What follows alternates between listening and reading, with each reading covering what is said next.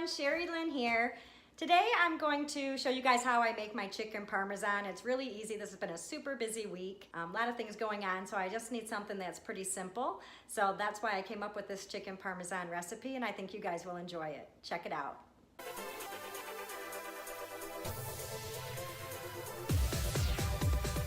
So jumping right into this chicken parmesan, keto-friendly, low-carb version. What you're gonna need is about 3 chicken breasts. If they're large, you can get away with doing 2. Some almond flour.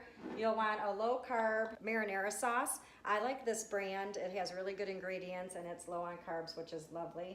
You're gonna need about a cup of shredded mozzarella cheese.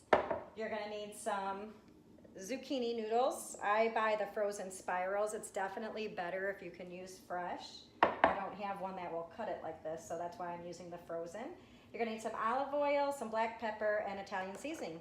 And that's it, a little bit of salt, and that's all you need. So generally you'll have most of these ingredients, maybe not the zucchini on hand. First thing you do is go ahead and cut up your chicken breast almost into chicken tender size pieces.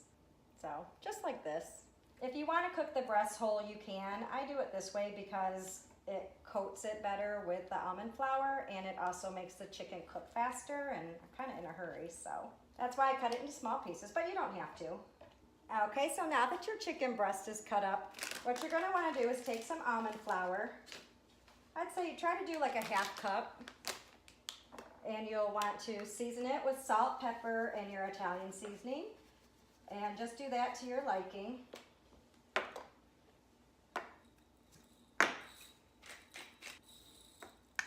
Go ahead and stir that up.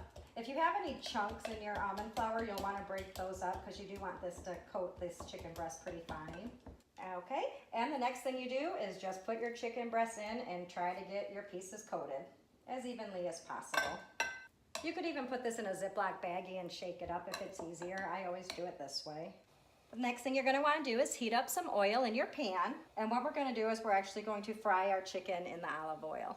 While that's heating up, you can go ahead and preheat your oven to 400 degrees. I'm gonna go ahead and do that now. Okay, now that the oil's hot, we're gonna go ahead and add our chicken strips right in there, and it should sizzle.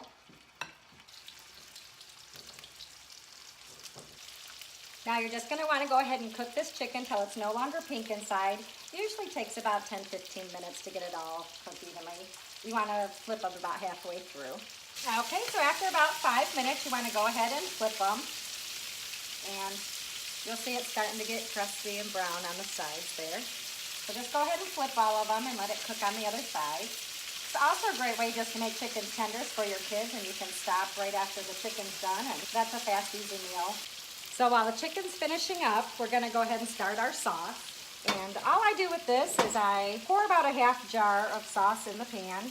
Heat that up. Once this gets warm, go ahead and dump your zucchini right into this pan and let the zucchini just get hot with the sauce. And go ahead and stir that up in there. And just cook this about 3 minutes. All you're doing is getting those zucchini noodles warmed up. So now that the chicken's done, we're gonna go ahead and get this ready to go into the oven. So the next thing you're gonna wanna do is just go ahead and dump all that sauce with the zucchini noodles in your casserole pan and spread it out. Then you'll want to add your chicken breast right on top of that and just spread them out the best you can. Okay, so it looks like this. And now we're just going to top it with the mozzarella cheese. Go ahead and spread that out so it's even. And then we're going to bake this in the oven at 400 for 10-15 minutes just until the cheese is melted, and then we'll go ahead and give it a try. Okay, so the cheese should be melted. I'm going to go ahead and take it out of the oven.